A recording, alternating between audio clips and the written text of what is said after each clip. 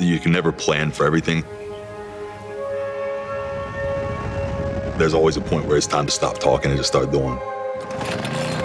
I can't imagine how anybody passes a problem that they know that they can fix and doesn't try to fix it. I feel an absolute obligation to serve. Military service in my family goes all the way back to the Civil War, World War II, Vietnam.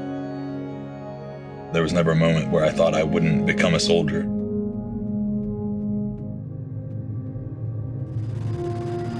I did 2 tours in Iraq as a helicopter pilot.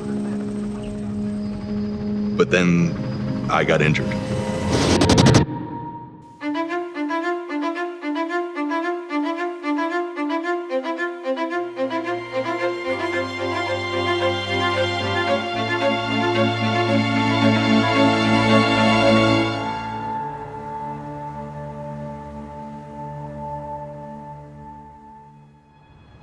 One day you're a soldier, and then overnight, they rip off that tag and slap veteran on your chest.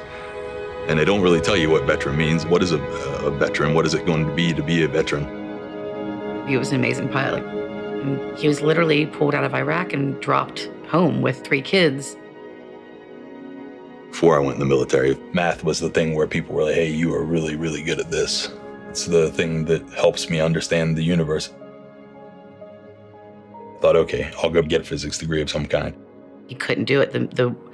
He couldn't get the math right, and he said things were just getting jumbled up in his head. I was diagnosed with traumatic brain injury. Some people call it concussion syndrome. I missed math. I mean, I love just doing math for the sake of doing math.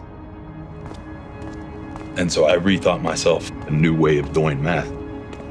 I went back and started from literally elementary school level math, addition and subtraction type stuff.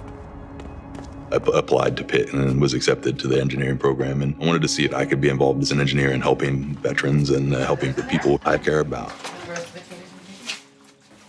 that my job? That's your job for the time being here. The fact that my son has autism is just one little part of him, but almost his entire existence is defined by that autism. What do you want? So I would say that. Tristan is pretty much nonverbal. What? This chair. Okay. If you're done, buddy, you're done. But I'm sure that he has dreams and aspirations just like everybody else.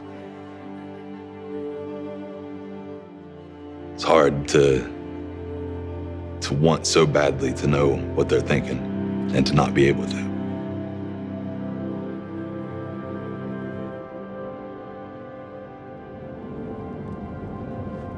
I found that there was a field called rehabilitation engineering.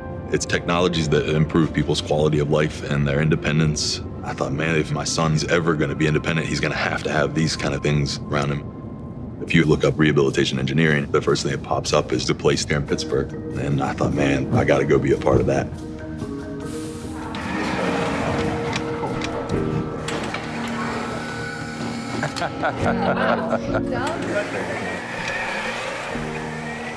It's kind of like Willy Wonka and the Chocolate Factory, except for it's robots instead of Oompa Loompas. Our vision is a world where everyone with a disability can participate on a level playing field to their greatest extent possible. That would be great. The right thing to do is to make things not just able to be used, but to be used with the same sort of joy or ease as I do. We want to lift people up to be at eye level with the person I have a conversation with. Climb a curb without it being this huge, drawn-out, dramatic thing because the curb cut's not anywhere nearby. To create an arm that it can open a door but also grab an egg. To help transfer someone from a chair to a bed or to a toilet. I prepare the software to support the research that we do. We were incredibly inefficient on the computing side. So the biggest change I think that I've helped to make is to sort of standardize the technologies we use so that they're not a barrier. Android is this underlying platform that you can just do anything with. It has such an active community of people designing and innovating so that we can bring in somebody else's tools to solve a problem so that we don't have to learn a new technology each time. We can just start working. The type of person I think that has a propensity to join the military has a feeling of service and commitment to something greater than themselves. That's it. Okay. All the way up. She ain't going nowhere. You just have to remember to hit the right button. Ready? Let me know if you need me to slow down. Sometimes you get so close to the process itself. Everything is wires and ones and zeros, and all of a sudden you get to the subject trials and you have a human being come in and start using your product. You see the potential for it to change your life, and all of a sudden it's this big wow moment. I realized service doesn't end when you get out of the military, it just changes.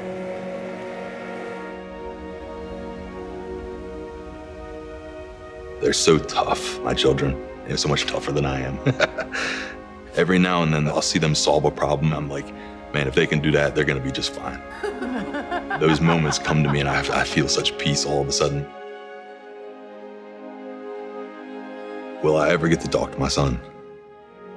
That's something I think about every day. Of course I'm hopeful. And that's part of why I became an engineer, it's part of why I got into this field. This is that I'm not gonna sit around and wait for somebody else to fix the problem. There's not a minute to be wasted thinking about anything but the good things that we can do.